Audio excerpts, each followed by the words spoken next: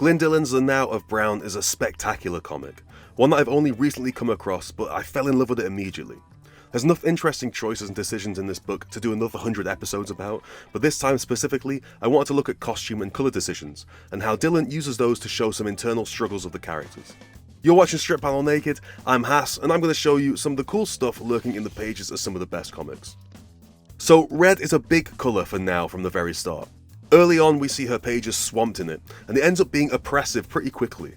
For example, the first time we really see it swamp a scene is when she meets Steve, whose surname is Meek by the way, which is great, where almost everything is red. The walls are red, Now's wearing red, for the most part it's just Steve who isn't, bundled in this kind of big padded black coat.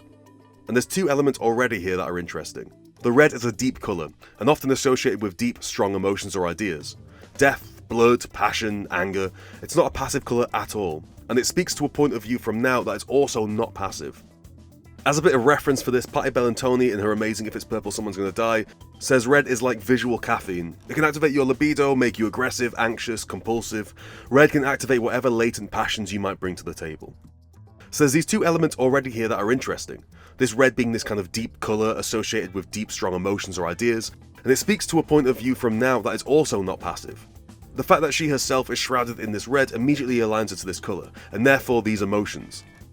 It's a simple way of creating a sense of a character pretty quickly, because colours often come with that imbued emotional response, so utilising that can be an easy way of aligning how we feel about someone, or how they feel about themselves, with an attached emotion. In this instance, Now is in a state of high mood, animated, bubbly, chatting with a friend, and is mostly extroverted, in that in this scene we aren't inside Now's head. There's a lack of captions, everything just being what I guess you'd call diegetic dialogue in the scene. It's an interesting contrast to the red you see when Now goes to the Buddhist center a little later, where she's very much in her own head. An abundance of narrative captions running her internal monologue, and the red here is a lot softer and more watered down. So the red is being used in different ways, not just this kind of binary choice of red or not red, but degrees of red. Even when it's subdued, even when this part of Now is fading away, it's still just there, lingering. And it surfaces a page or so later, when Now has a fantasy of stabbing this man with a pen. This pen suddenly becoming a more vibrant red than it was a page ago. So now Dillon starts to give the red some meaning, right? When Now was practicing breathing, peace and tranquility, the red subsided. When her thoughts overtook her, the red comes back in a very striking way.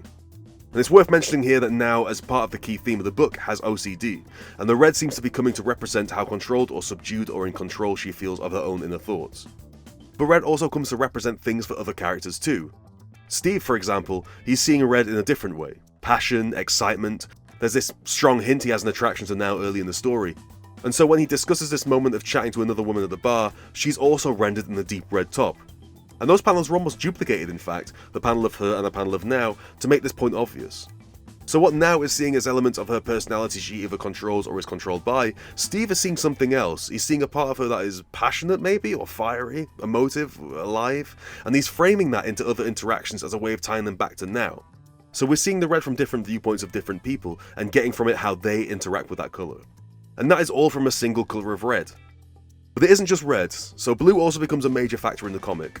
When Gregory enters the picture, he brings with him this big wash of blue. Entering the shop and the red is almost all extinct now. Now's red gets washed over with this blue, and actually her clothes even start to disappear from the page.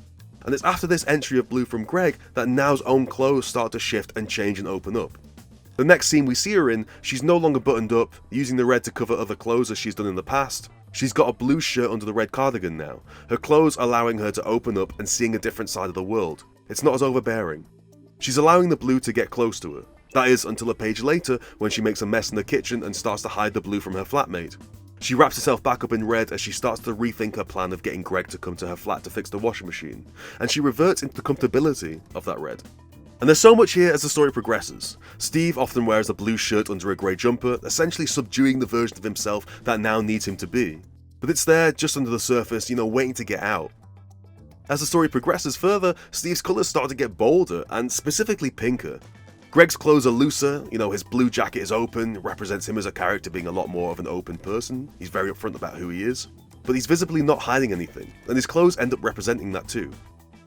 Even Now's clothes develop. She starts layering over her red with blue, showing Greg's personality type growing on her, and the blue covering over this intense red and calming her down in difficult situations. It all comes to a head with Greg suddenly wearing this red under his blue jacket. It boils in this big argument with both Now and Greg in full deep red, and even Greg takes off his jacket when it actually reaches her head. This is one of the biggest emotional moments in the whole comic, and both characters in it are drenched in this deep red, while the world around them reaches the same level of colour. And it can tell you so much about what's happening in that scene. It literally colours your emotional reaction to it. Now, I just want to take a moment to say that this is fairly complex and intricate character detail being done almost primarily through costume and costume colouring. Glyn Dillon has a clear understanding of how to manipulate costume in comics, how to manipulate the colour around that, and how to make it have a genuine impact on the story being told. There's an idea often quoted that a comic book artist is all of a director, cinematographer, costume designer, editor, actors, and more, and there is a lot of truth to that. I think Glyn Dillon's work on the Now of Brown is an excellent example of someone taking that to heart and showing that costume and colour is more than just sticking some clothes on a character and leaving it at that, but that it's an incredibly valuable storytelling tool that shouldn't be overlooked.